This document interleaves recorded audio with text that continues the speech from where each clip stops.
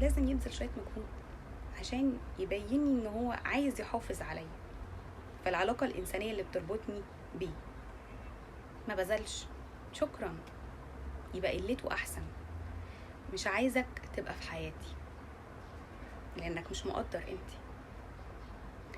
أي حاجة حلوة انت بتكون حصلت عليها بيكون قبليها مجهود وتعب ومعافرة.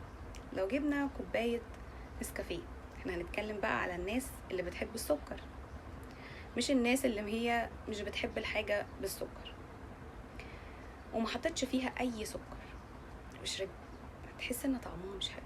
جيت حطيت معلقة السكر وما قلبتش، حطيتهم مع بعض بس. انت فاهم كده ان القصة خلاص، ان الحكاية خلصت كده خلاص. فين التقليب يا عم عشان احس بطعم السكر في النسكافيه ده؟